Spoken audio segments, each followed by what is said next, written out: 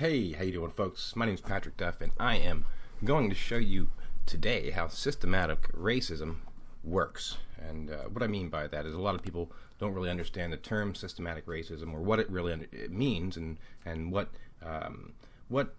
kind of goes along with it. So I made a couple of what's called OPRA requests. So an OPRA request is an Open Public Record Act. And you can make them through this little cool thing I'm going to show you right here called the OPRA machine. And I'll even show you how you do it. So let's just close this bad boy. They want to sell me stuff.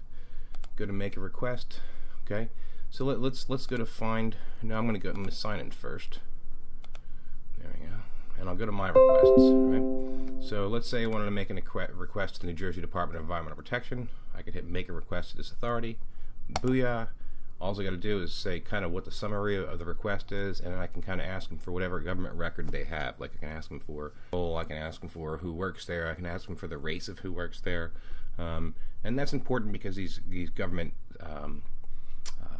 entities they are hiring and firing machines. They have hundreds and thousands of jobs in this bureaucracy, and the Historic Preservation Office is what we're going to be kind of focusing on here, because it's really important to understand that history is a part of systematic racism. The fact that they relegate African American history to 1 month, the shortest month of the year, and they whitewash Dr. King's memory, one of the greatest revolutionaries ever to live, arrested 27 times, and somehow they have created a holiday that is about volunteering and working for free when he died trying to get the trash workers a decent salary. So speaking of salaries, what we're going to do is we're going to break into a couple of the OPRA requests that I did so you guys can understand what I'm looking at. Now, the DEP has the Historic Preservation Office. What they are responsible for is pretty important. It's really twofold. Number one is to approve properties to be placed on the historic registry. Okay, and these properties that are going to be placed on the historic registry are, historic properties. There's 4 different criteria types. It could be a significant person that's attached to. It could be a significant event that's attached to. It could be the architecture itself is significant, or that the site itself might yield some future, historical facts that could be, very, very beneficial to history. And they decide which projects, which houses, which areas that were connected to people or stories or whatever it may be. They decide which ones are significant and place them on these historic lists. Now, once it's on a historic list, it opens it up for grant money, and the grant money that you can get, you can go ahead and get some repairs done to the properties, and hopefully they, when they approve the property, they also send it to the National Register, and then it gets added to the National Registry, which opens you up for even more ability to get the property, with certain grants, and also to have the property saved in the future in case anybody wants to demolish it. It basically puts a kind of a hold on it. The people will have to go in front of this Historic Preservation Commission, where this is the second part of it. The Historic Preservation Office has these hearings where people will come if they're going to impede upon a historic property. Now, that means if you're building like a roadway or something like that, and you got to tear down a house, and that house is already in a historic list, then you're going to have to figure out a way to save it, or show why it's more, why destroying it is an okay thing, and it's very difficult to do that once it's on the list. So, I had a house that I've been working to get on this list that Dr. Martin Luther King lived in. Okay, Dr. King lived in the house. His first civil rights experience happened while he was living in this house, and somehow the New Jersey Department of Environmental Protection can't figure out if the property is significant or not. So I filed a bunch of OPRA requests because I said to myself, there's no way that there's any black people involved in this study or this in the office, the Historic Preservation Office. I just felt like maybe if I dig around a little bit, I'll find out something. So here we go. So I go down to here, and you can see I asked for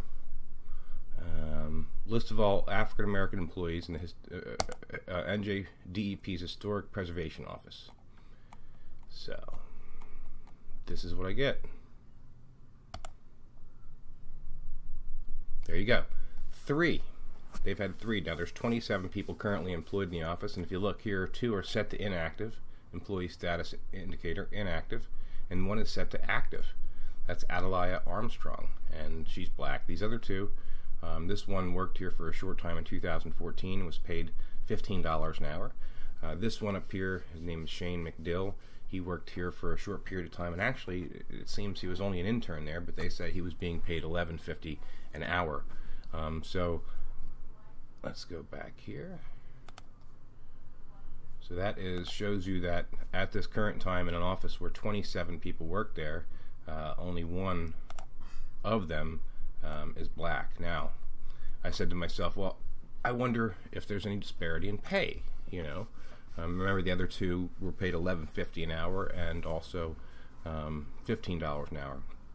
So you can see there's certain hour employees here. If you look at the top, this guy's making $83,000. He's been working there since 1998. This person here is making $83,000, been there since 1994. This person's been there since 1998, and she's making $100,000 almost. And then if we go down to the one African American employee, Adelia Armstrong, she's making $31,719, folks. So in this payroll, if you add up all these salaries for a yearly salary, it comes out to somewhere. Hey, let's do the math since we're all together. Calculator. So this is the office, remember, that decides whether or not something is historic. And from what I've found so far, there's only 3 properties listed in the New Jersey Historic Registry that have anything to do with African American history out of a couple of hundred properties that are listed. So let's add up these folks' salaries. So 83,803 times 2 equals plus, wait, that didn't work out. I divided it. So 83,803 plus 83,803 plus 98. 8. I'll just do it 98. I'll round them off. 88 or 86.8.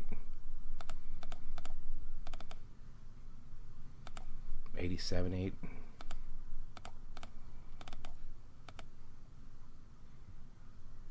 63.4. 6,700. We're at 565,000 so far. 65. 812, 63, 431, 56, 290, 31, 719. That's the African American. 58. I'm going to round up on these 2 since I rounded down the others. 58, 700.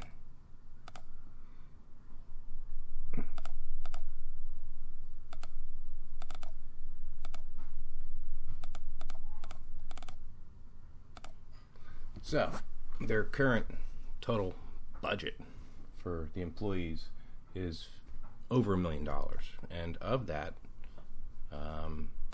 31,719 is going to an African American. So let's do some division there.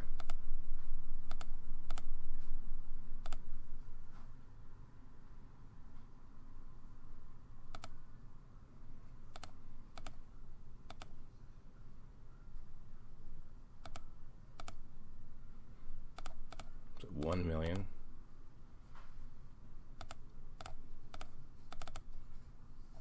Right. That was the number, something like that.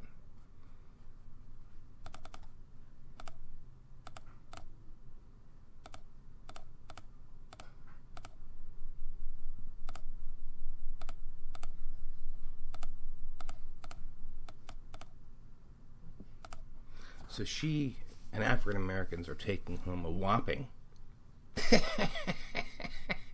3% of the overall salaries that come from this office. I laugh, and I'm not laughing because it's funny. It's unbelievable.